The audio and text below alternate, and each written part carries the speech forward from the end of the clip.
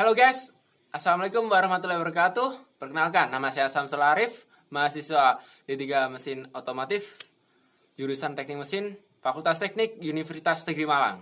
Hari ini saya akan menjelaskan tentang mesin turbin, pembangkit listrik tenaga uap, dan juga tentang proses ekspansi yang tidak terkendali. Oke, apa itu? Mari kita lihat video ini.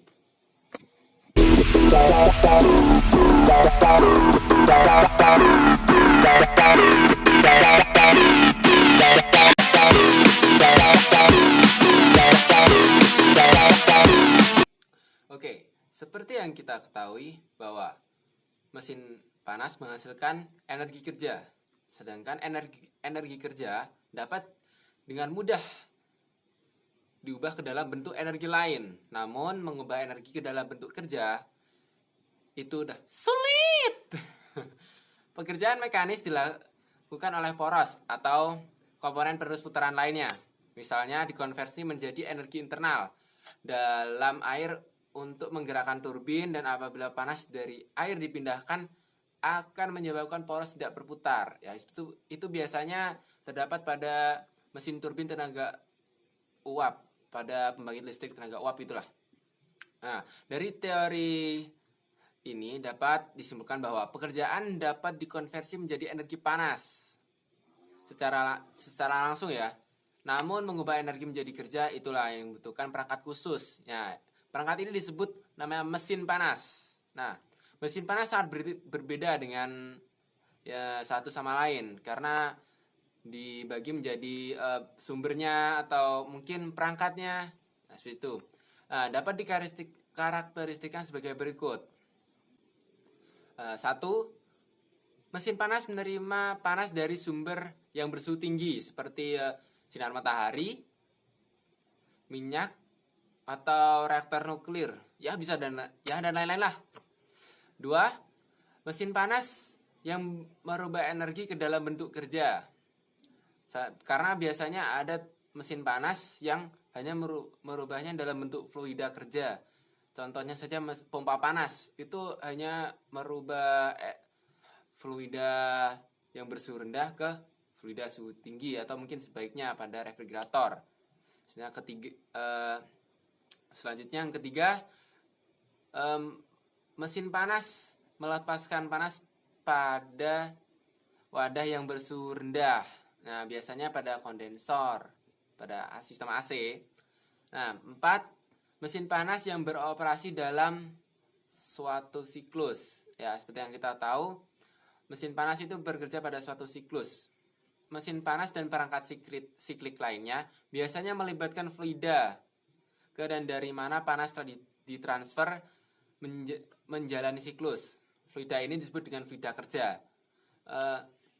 Mesin yang melibatkan pembakaran dalam seperti turbin gas, mesin mobil, motor, atau transportasi dalam kehidupan sehari-hari itu dikategorikan dalam mesin panas karena perangkat ini menghasilkan kerja yang dimana energi kimia diubah menjadi energi kalor, selanjutnya energi kalor diubah menjadi energi gerak. Nah, perangkat penghasil pekerjaan yang paling cocok dengan definisi mesin panas adalah pembangkit tenaga uap, yang merupakan mesin pembakaran eksternal, yaitu pembakaran yang terjadi di luar mesin, dan energi panas yang dilepaskan selama proses ini ditransfer ke uap sebagai panas. Skema pembangkit listrik tenaga uap dasar ditunjukkan pada gambar berikut ini. Ini adalah diagram yang setelah disederhanakan, di mana Hin merupakan jumlah panas yang dipasok ke uap dalam boiler dari suhu tinggi, dan Hout merupakan jumlah panas yang ditolak dari uap dalam kondensor ke dalam wadah suhu rendah. Wout atau usaha yang dikeluarkan merupakan jumlah panas yang ditolak dari uap dalam kondensor ke wadah suhu rendah, dan panas dilepaskan ke atmosfer, sungai, dan lain-lainnya. Win atau usaha yang masuk atau kerja yang masuk merupakan jumlah usaha yang dibutuhkan untuk mengkompres air ke tekanan boiler. Jadi merupakan jadi fluida yang masuk atau uapnya itu digunakan untuk menggerakkan boilernya nantinya. Ya, perhatikan bahwa arah interaksi panas dan kerja ditunjukkan oleh subskrip masuk dan keluar. Oleh karena itu, keempat kuantitas yang dijelaskan selalu positif. Jadi energinya itu yang putar di sini selalu positif. Oke, berikutnya adalah ekspansi gas yang tak terkendali. Ya, oke. Ekspansi gas yang tidak terkendali merupakan contoh dari irrevisibilitas. Apa itu irrevisibilitas? Ya, irrevisibilitas adalah ekspansi gas yang tak terkendali yang dipisahkan dari ruang hampa oleh membran. Seperti yang dijelaskan pada gambar berikut ini. Ya, ketika membran pecah, gas mengisi seluruh tangki. Hal ini dikarenakan kompresi yang cepat pada fluida, kemudian ekspansi yang cepat terjadi ketika piston kembali ke bawah. Nah, berikutnya, karena tekanan fluida yang cukup tinggi menyebabkan terjadinya ekspansi yang cepat. Jadi, fluida membalas tekanan yang sangat tinggi kembali kepada piston.